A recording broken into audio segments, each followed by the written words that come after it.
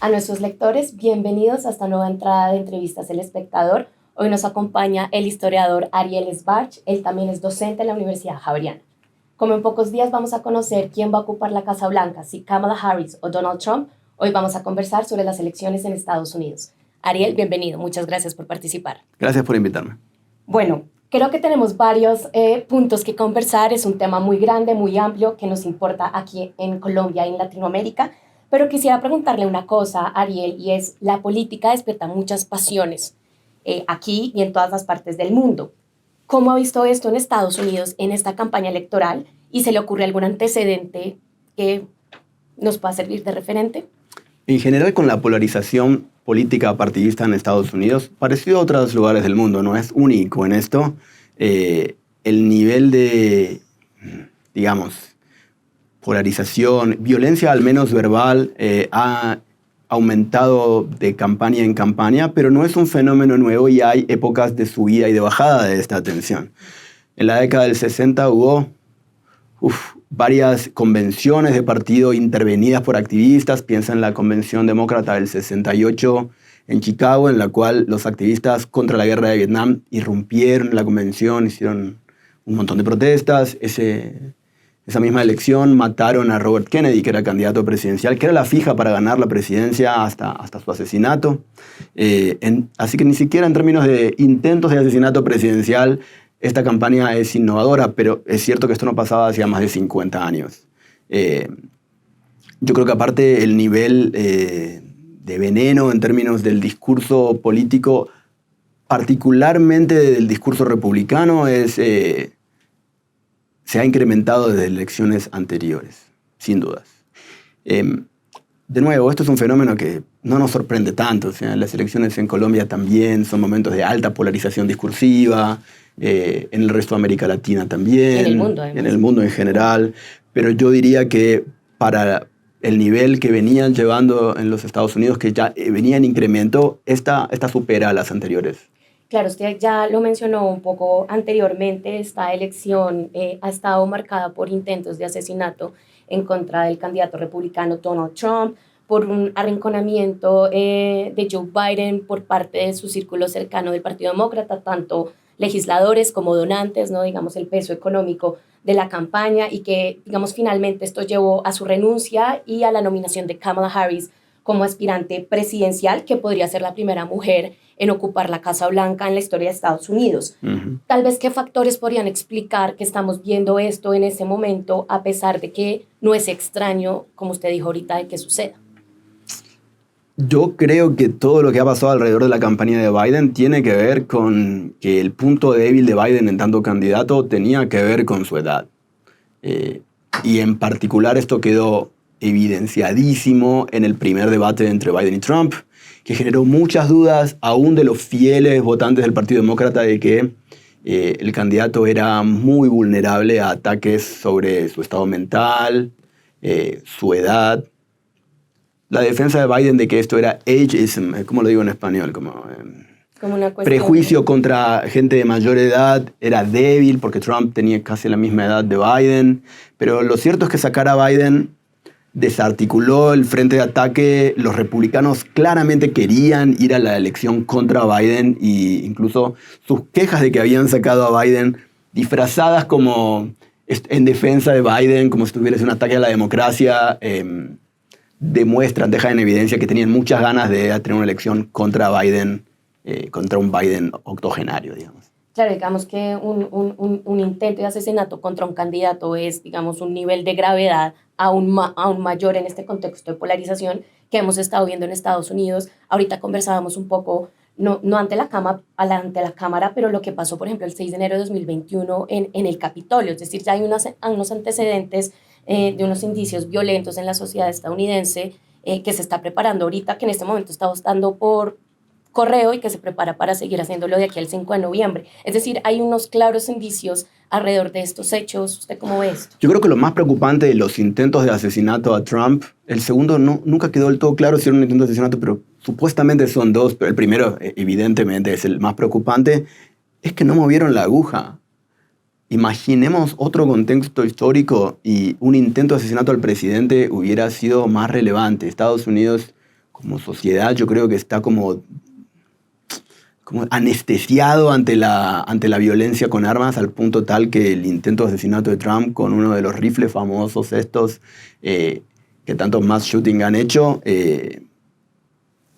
desapareció de las noticias muy rápidamente. Algunos republicanos se han quejado de esto como si hubiera sido una decisión de los medios de tapar algo que pasó, pero yo lo que creo que esto indica es algo todavía mucho peor, que es un acostumbramiento a la violencia de armas de fuego en Estados Unidos por parte de buena parte de la población. Y esto se reflejó en la cobertura mediática, o más bien la poca cobertura mediática que recibió. Pero sí es cierto que aparte de este dato particular, hay una cosa muy importante que es, desde el movimiento conservador en Estados Unidos, el Partido Republicano en particular, desde la toma de posesión de Biden y en realidad desde las elecciones del 2020, y en realidad si vamos a ponernos a mirar como la genealogía, esto viene bastante antes, probablemente la década del 90, desde que Newt Gingrich era el líder republicano en el Congreso. Hay un intento de delegitimar a los demócratas como un partido legítimo. Me parece que esto antes era pura cuestión retórica, pero que en las elecciones estas quedó bien claro que cualquier derrota de Trump iba a ser vista por Trump como ilegítima y por lo tanto sus partidarios también. Al punto de que Trump, salvo en un par de como slips verbales, no ha admitido realmente que él perdió la elección del 2020. Y él ya ha dicho que la única manera que puede perder este año es a través del fraude, lo que significa que ha habido un buen trabajo, bueno en el mal sentido si quieres, ¿no? De ir preparando a los votantes y seguidores de Trump de que cualquier tipo de derrota de Trump necesariamente es juego sucio. Y yo creo que esto ya se empieza a ver reflejado. Esta semana hubo un par de noticias importantes. La primera es un par de incendios a cajas de votación. En Estados Unidos se puede votar por correo en varios estados de forma anticipada, y varias de los buzones donde se depositan esos votos por correo fueron prendidos fuego. Esto no va a cambiar, esos hechos en sí mismos no van a cambiar el resultado de la elección, pero sí dan cuenta de un clima político. Como un termómetro de Es un termómetro, de la situación en la que sí, se marca todo esto. Muy peligroso en términos de el nivel de tensión y la viabilidad de aceptar una derrota por parte de los diferentes partidos, en particular del Partido Republicano y sus fans más acérrimos. Claro, usted ahorita mencionaba un poco sobre cómo los republicanos tal vez aspiraban a enfrentarse en las urnas con Biden, no digamos que fue un discurso que manejó el candidato Trump durante su larga campaña presidencial. Y le quería preguntar una cosa puntual, y es, hay quienes dicen que la forma en la que Biden renunció a su reelección después de enfrentarse a un debate que la mayoría de nosotros lo vimos a través de CNN, en el que se veía claramente una posición bastante incómoda e intencionante al presidente, más toda la presión alrededor de su círculo cercano. ¿Usted cree que puede existir algún recelo frente a esas personas que no tienen decidido su voto aún ante la figura de Kamala Harris? Es decir, ¿puede ser perjudicial para ella tal vez la forma en la que salió el presidente? No creo. Creo que los intentos de hacer madera de ese árbol caído fracasaron. Fracasaron porque la gente a la que le importa cómo salió Biden está tan metida en la política que no es indecisa. La gente indecisa no es gente que sigue muy de cerca la política. En general, los indecisos en los Estados Unidos es gente que conecta con la cuestión política electoral hacia el momento de votar y después medio que se olvida. No es un público particularmente informado. Esto no es puro prejuicio, es como estadísticas y estudios que se han hecho sobre como el perfil demográfico del votante indeciso. Y esto explica que es más bien la falta de interés en la política la que explica que alguien pueda votar a Barack Obama en el 2012, a Donald Trump en el 2016 y yo a Biden en el 2020, y que hoy día otra vez no sepa si votar a Trump o votar a Harris. Yo no creo que haya influenciado particularmente.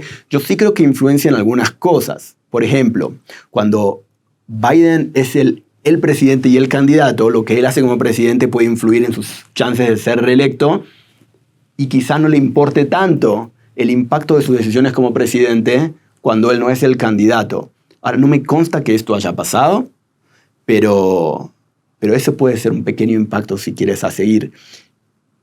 Yo diría más bien que cuando Harris queda como candidata, se disparan las encuestas. Y se disparan las encuestas porque, obviamente, al ser otra persona, aun si es la vicepresidenta, puede distanciarse un poco de las cosas que menos populares que ha hecho el presidente, ¿no? Estamos pensando en términos de como la relación de Biden con el gobierno de Netanyahu, ¿sí?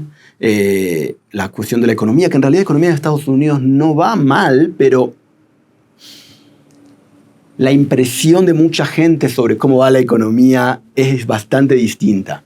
No es que la economía sea maravillosa, pero yo creo que el pesimismo económico en Estados Unidos no se condice del todo a las condiciones materiales de la economía.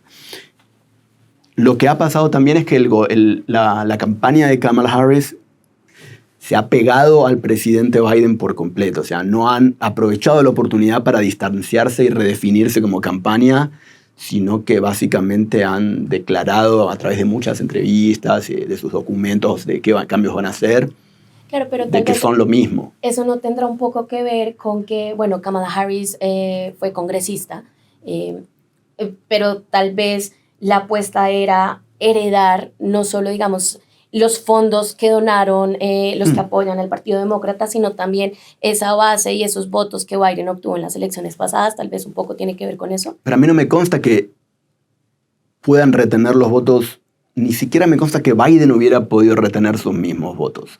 El voto del 2020 fue sobre todo un voto contra Trump. No fue un voto a favor de Biden en el mismo sentido que el voto del 2008 o el 2012 fue un voto a favor de Obama. Me parece que hay una diferencia clave y es, no sé si se mantiene la misma coalición demográfica, y esto es importante porque acuérdate que en Estados Unidos la elección no se decide por cuánta gente te vota, sino por cuánta gente te vota en 5 estados específicos en los cuales se define la elección. Entonces, Biden, y también al no separarse de Biden en esta dimensión, Harris, perdió buena parte, por ejemplo, del voto árabe estadounidense y el voto de personas musulmanas en Estados Unidos. Obviamente lo perdió, o sea, no hay ninguna duda de que lo va a perder. Y, por ejemplo, es un grupo chiquito en términos demográficos en Estados Unidos, pero no en el estado de Michigan.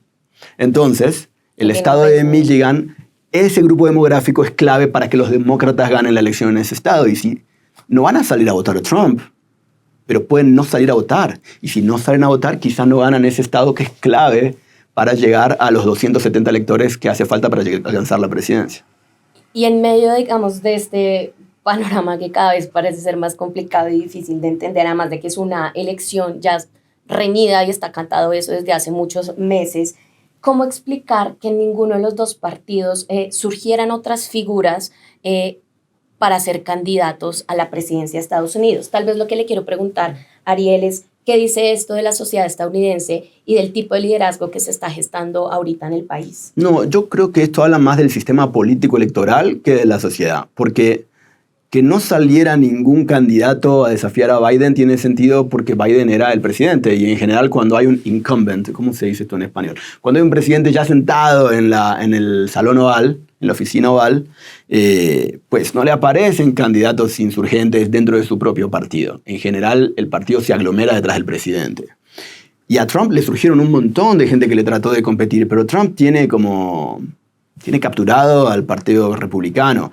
Claro, que ahí están DeSantis y Nikki Haley, ¿no? Nikki Haley, DeSantis, y hay como 4 o 5 más que ya nadie se acuerda quiénes eran. De hecho, tampoco es como que DeSantis era como la esperanza de un conservadurismo duro, pero sin Trump, ¿no? Como trumpismo sin Trump casi. Y no le sirvió de nada. Le pusieron un montón de plata, recibió un montón de donaciones de la gente, de los donantes republicanos que quieren republicanismo, quieren bajos impuestos, quieren bajas regulaciones, pero que Trump les parece un poco ahí, no les gusta el sabor de tener que apoyar a Trump. Entonces apoyaron a DeSantis, y DeSantis no midió nada, no ganó nada, no subió en las encuestas, porque en el fondo los que definen quién es el candidato son los votantes en las primarias de los partidos. Que fueron las que ocurrieron a principios de este año, sí. Y ahí Trump es imparable. O sea, ni siquiera era una pelea. Trump simplemente arrasó sin esforzarse, porque el votante de base del Partido Republicano es trumpista. Y no es, o sea, es republicano, pero primero trumpista, segundo republicano, ¿no? Entonces, lo que les toca hacer es esperar que Trump se pensione de la política o alguna cosa así, y hasta que esto no pase, Trump va a ser, de antemano, antes de cualquier primaria, va a ser el candidato. Hay que ver qué pasa, porque Trump ya tiene sus años. Hay que ver qué pasa en el mundo post-Trump, que honestamente no sé si va a estar o va a estar dispuesto a estar en una elección futura. Pero entonces, ¿qué pasa? Va a haber una pelea por ocupar el espacio de Trump que queda vacío. Entonces, yo no sé si ese espacio va a ser de DeSantis. Podría ser cualquiera que logre capturar a ese grupo demográfico. Incluso podría ser otro de los miembros de la familia de Trump. ¿Quién sabe? ¿Quién sabe?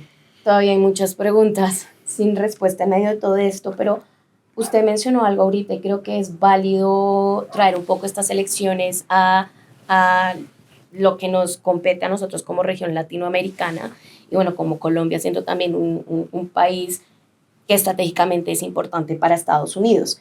Le quiero preguntar un poco sobre ese discurso de Trump y su actitud un poco también encuentra o resuena con otros tipos de liderazgo aquí en la región. Por ejemplo, pienso en Javier Milei, ahorita en Argentina, pero también lo que fue Bolsonaro en Brasil durante su mandato. ¿Qué consecuencia ve usted que Trump vuelva a la Casa Blanca y cómo podría ser ese diálogo tal vez con este tipo de personalidades aquí en América Latina? Pues cuando Trump se fue de la Casa Blanca a comienzos del 2021, asumimos que era como el comienzo del fin de la tendencia en crecimiento de un liderazgo autoritario de derechas en América Latina, que desconfiaba como de la democracia en términos institucionales. No le voy a decir populismo porque no es una palabra apropiada para eso, pero sí el estilo como de un autoritarismo, ¿cómo decirlo? Carismático, ¿sí? Trump, Bolsonaro, Milei, a su manera, son carismáticos para su target demográfico, para la gente que los vota. Y también los une, bueno, a Milei no sabemos porque en realidad es presidente hace poco, pero a Bolsonaro, a Trump los une una incapacidad de reconocer una derrota electoral como legítima, ¿no? Ese es un mal... Me acuerdo, cuando se iba a posesionar Lula da Silva, que vimos un intento de lo que podía haber sucedido en las sedes de poder de Brasilia, un poco evocando ese pasado del Capitolio estadounidense, ¿no? Exacto, fue muy parecido, tenía ecos muy similares también. Otro eco es que fue en algún punto semi-espontáneo, al punto tal que no es que no hubiera ningún tipo de planeamiento, pero claramente no había un plan. Y la idea de que los fans de Trump mágicamente iban a conseguir frenar la elección se ve como repetido en este activismo, digamos que de base del bolsonarismo. No porque no hubiera formas de organización, claramente las había, pero no había un verdadero plan estratégico, sino más bien formas de organización, qué sé yo, por canales de Telegram, por grupos de chat, de gente que se impulsaba a sí misma a ir, ¿no? Además que fue un domingo, ¿no? Lo de Brasil. Bueno, pero esto también tiene que ver con las formas raras en las que funcionan las elecciones en Estados Unidos. Todas las elecciones son un martes. Sobre todo las presidenciales son siempre un martes. Y por supuesto están todas las instancias de votación previa al día de la elección, que en América Latina eso no existe, ¿no? Es una cosa muy particular de los Estados Unidos. Sobre América Latina hay un punto que es, yo creo, más importante, que es qué impacto podría tener un gobierno de Trump o de Harris en la región. Con Harris no va a haber cambio. Yo creo que si hay un cambio, va a ser en la política migratoria. Y sobre todo eso lo vamos a ver si gana Trump. Porque supongamos que gana Trump. Supongamos que las cosas que Trump y sus adláteres dicen que van a hacer, las hacen. Estamos hablando de la deportación de 20 millones de personas mínimo de los Estados Unidos. Más allá de que esto es inimaginable el tipo de horrores que esto puede generar para esta gente, sus familiares, sus amigos. Pensemos también en el impacto que esto va a tener cuando esta gente tenga que devolverse a América Latina. No todos son latinos, hay gente de otras partes del mundo, claramente, pero ¿Qué significa esto para el funcionamiento de los flujos migratorios, legales e ilegales, de América Latina a Estados Unidos y viceversa? ¿Qué otros tipos de violencia va a sufrir esta pobre gente, ya no en Estados Unidos, sino como en los países a los que van a terminar echados? Porque muchos de ellos se fueron para evitar la violencia y serían devueltos a estos mismos lugares. Y por supuesto, el principal cambio va a ser, si gana Trump sobre todo, aunque Harris ha tratado de reducir la distancia adoptando políticas típicas del Partido Republicano en términos migratorios, ¿no? Biden también lo hizo endureciendo su postura en términos de los migrantes, los que buscan estatus de refugiados y estas cosas. Con un gobierno Trump eso podría generar alteraciones importantes en los flujos migratorios y sobre todo en la manera en que estos impactan a toda la región. Además, porque ya vimos que hay migrantes latinos que ya dijeron que iban a votar por Donald Trump, ¿no? Y esto puede ser un voto que podría definir las elecciones la otra semana. Podría. Yo creo que igual el problema acá es replicar la lógica del periodismo estadounidense de hablar de los latinos como un grupo homogéneo. Y no es así. Fíjate que tenemos puertorriqueños, cubanos, venezolanos, colombianos en la Florida. Nicaragüenses también. Sí, pero sobre todo la gente de Centroamérica está mucho más concentrada en la costa occidente, por ejemplo, California. Y después está la población mexicana, que está sobre todo, bueno, en un principio estaba en Texas y otros estados del suroeste, pero se han movido por todo Estados Unidos. Muchos de ellos no son residentes legales o son residentes, pero no son ciudadanos y por lo tanto no votan. ¿Quiénes votan? Los puertorriqueños, porque Puerto Rico, lo quieran o no muchos puertorriqueños, es Estados Unidos. Como estatus, son ciudadanos, y si viven fuera de Puerto Rico, en cualquier otra parte de Estados Unidos, pueden votar a presidente.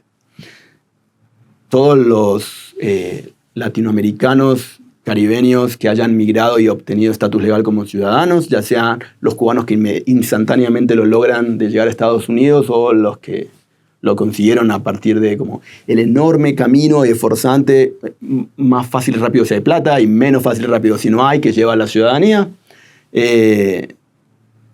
Entonces, estos diferentes grupos reaccionan de diferente manera a las políticas y las identidades y los discursos de los partidos. Justo esta semana, hace 2 días, el domingo, hubo un rally gigantesco de Trump. Bueno, no gigantesco, pero prácticamente llena el Madison Square Garden en Nueva York.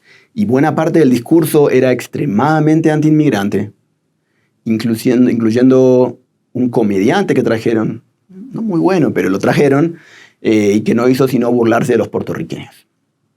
Y esto generó que varios artistas famosos puertorriqueños que no habían tomado posición sobre la elección salieran a hacer un endorsement de Kamala Harris, sí, famosamente como residente, gente que no se mete en las elecciones porque son antes puertorriqueños que estadounidenses. Y la población de Puerto Rico en Estados Unidos continental está dividida en un montón de estados, pero son importantes en Pensilvania, que es uno de los swing states, o battleground states, la Florida, y varios estados que podrían también tener un impacto más bien opuesto al que dices. Uno dice, hay un montón de latinos que van a votar Trump, sin duda. Los tejanos, o sea, los latinos que viven en Texas son ciudadanos tejanos, suelen ser anti-inmigrantes en términos de los inmigrantes que llegan a Estados Unidos sin estatus legal. Los latinos de la Florida, en particular cubanos, colombianos, venezolanos, que son ciudadanos legales, también suelen, como parte de su volverse americanos, tener una posición que no es hostil a las posturas anti-inmigrantes. Y en general a los puertorriqueños no les importa mucho el tema porque pues ellos ya son ciudadanos estadounidenses, porque Puerto Rico es Estados Unidos. Pero estos insultos directos y específicos a los puertorriqueños también pueden cambiar la elección. El punto es que, como depende de tan pocos votantes el resultado de la elección, ¿sí? 50.000 votantes cambian de bando en Pensilvania, en Michigan, en Arizona, en Georgia, y la elección cambia. Así, ¡pac!, de un lado al otro. Ese es el problema también, porque como está tan reñida en términos de voto popular, y no tenemos mucha idea de exactamente para qué lado van a tildar los battleground states, o sea, los estados de los que realmente depende la elección, pueden ser una elección completamente empatada y relativamente dispar en términos de quién gana más electores y por lo tanto quién se queda a la presidencia, lo que es un problema en términos de la legitimidad del presidente nuevo, ¿sí? Gana Trump, pues los demócratas no van a salir a protestar, pero no van a hacer ningún intento de como detener la toma de posesión de Trump. Pero si gana Harris, yo no creo que tengamos una transición fácil de ninguna manera. Entiendo. Ariel, tengo otra pregunta y es, estos comicios presidenciales en Estados Unidos no ocurren en el vacío, no digamos, estamos en un mundo globalizado, ¿no? Donde lo que pasa en una esquina también afecta a la otra y ahorita la política exterior estadounidense está también muy metida de cierta manera en las diferentes guerras que hay en el mundo. Sí. Hablo de Ucrania, hablo del asedio israelí en la Franja de Gaza, que ya ha dejado más de 40.000 víctimas mortales, pero también la reciente invasión de las Fuerzas Armadas israelí al Líbano. ¿Esto podría definir en algún sentido la elección en Estados Unidos, el resultado final? Yo creo que efectivamente es una posibilidad. Hay un montón de pequeños factores y no tan pequeños que influyen en la elección. Lo que pasa es que no es medible, porque imagínate que en cada votante todos estos factores intervienen con sus creencias previas, con sus ideologías políticas, con lo que sea que haya pasado en su vida en el último año o dos, y los llevan a tomar su decisión. Pero esto no es realmente medible. En términos macro, sociológicamente a veces es medible, pero también a veces lo que la gente responde en las encuestas no necesariamente se condice con lo que realmente piensa. Entonces, yo creo que sin dudas el involucramiento de los Estados Unidos en un montón de cuestiones de política exterior y la forma específica en que se ha decidido meterse van a influir en la elección.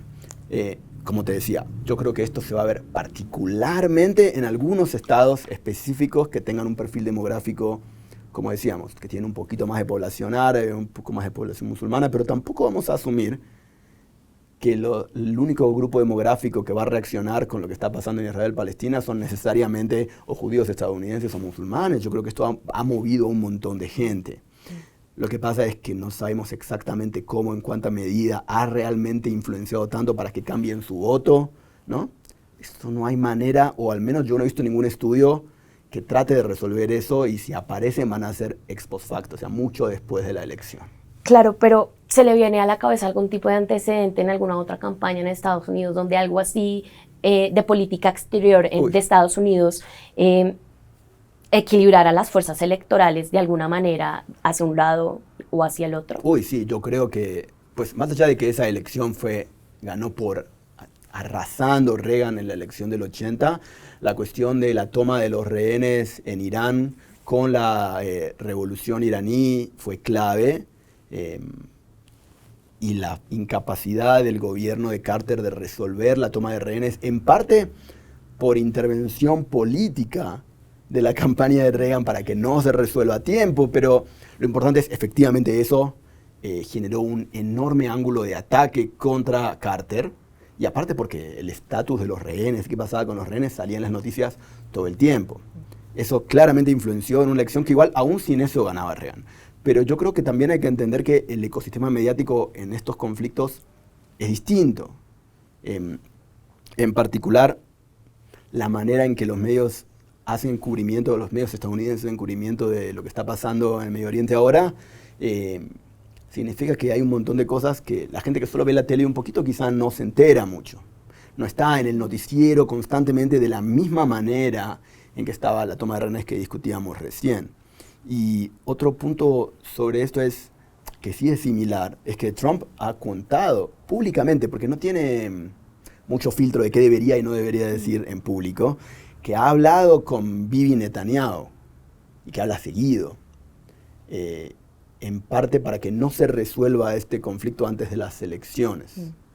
Entonces yo diría que efectivamente hay una percepción por parte de los actores políticos en la elección de que el conflicto influye en la elección de alguna manera que al menos Trump cree que es beneficial para su partido. Entiendo. Quisiera preguntarle una cosa más, Ariel, y ¿qué podría ser lo más determinante en estos comicios? Las posturas, por ejemplo, en temas cruciales como la migración o el aborto, ¿no? Después de que se acabó Roe versus Wade hace 2 años por la Corte Suprema de Estados Unidos, o por la inconformidad que hay frente al gobierno de Joe Biden, o tal vez un voto en contra de Donald Trump. ¿Cómo ve un poco eso?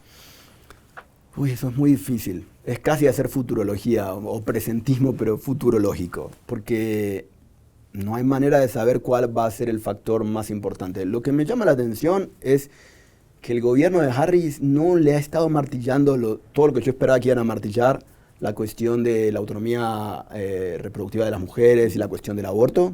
Yo esperaba que hiciera mucha más bulla sobre ese tema, pero claro, el tipo de publicidad que se hace en los estados, los swing states donde se define la elección, uno no se entera porque uno tiene que vivir ahí para que le lleguen como los volantes, la publicidad radial y televisiva. Es muy específico el targeting. Entonces, quizás sí lo están haciendo y hay que estar muy conectado con los estados específicos para saber lo que están haciendo. Ese es otro problema en términos de analizar las campañas, que son tan específicas que hay como cosas se dedican en los estados donde la elección se define a casita por casita y los grupos donde ellos creen que pueden cambiar algunos votos, ir a esos grupos con las apelaciones que ellos creen que van a funcionar para esos grupos. O al menos cuando una elección está bien hecha, cuando una campaña está bien hecha, funciona así. Y uno tiene que estar muy, muy, muy conectado con lo que está pasando en el suelo, digamos, ¿no? Como que se puede oír en esos estados. Y desde aquí es muy difícil saber. Lo que sí creo es que lo que termine pasando, pues la elección, el resultado de la elección va a ser complicado. Bueno, en ese, digamos, escenario complicado que usted menciona, le tengo una pregunta más, y es, ¿cuál podría ser el peor escenario al cual nos podemos enfrentar en las próximas semanas, pues por no decir meses tal vez? Que alguien cante fraude, que haya reconteo de votos, es decir, ¿cuál es el panorama más difícil que se puede presentar próximamente? Ok, sí. Pues, hay varios escenarios posibles. El escenario donde menos problemas haría en términos de resultados electorales, no en términos de las políticas del futuro gobierno, porque ya ni nos metamos en eso, pero en términos de la elección concreta, lo único que va a evitar conflicto es que uno gane de una manera incuestionable. O sea, que haya tanta distancia de votos en los estados que importan, que no haya mucho para hacer. Pero yo creo que eso es demasiado optimista. Honestamente, yo creo que después de lo que pasó en 2020, los fanáticos de Trump en los diferentes estados aprendieron la lección. En muchos de los consejos electorales de los estados hay una mayoría, de los estados bajo control republicano, hay una mayoría de miembros que son trumpistas y que sus estrategia es no ratificar los resultados electorales en sus estados si llega a ganar Harris. Y esto va de la mano de cosas que Trump ya ha dicho en público, como decíamos antes. ¿Sí? Dice cosas en público que quizás no son en sus mejores intereses decirlas, pero dijo que ya tiene algo discutido con la Casa de Representantes, obviamente hablando de Mike Davis. Mike Davis se llama, que es el líder de la Cámara de Representantes de los Estados Unidos, que es del Partido Republicano, porque una vez que se define, supongamos que tenemos el día de las elecciones. A la noche, los medios llaman la elección, ¿cómo se dice? Como call the election, dicen quién ganó, supuestamente. Pero después empiezan las objeciones, los llamados a recuento de votos porque el margen es pequeño, las intervenciones judiciales a partir de simplemente ir al sistema judiciales electorales y pedir recuentos, que se descalifiquen ciertos votos y un montón de cosas más. Pero después está la estrategia que asumimos, si fuera el caso que llegáramos a ese escenario, va a estar mucho mejor planeada de parte del sector del Trump, que es qué pasa el día en que el Congreso nombra al presidente nuevo basado en los resultados electorales. Porque la vez pasada no tuvieron o no tuvieron el tiempo o la previsión de armar un plan exitoso.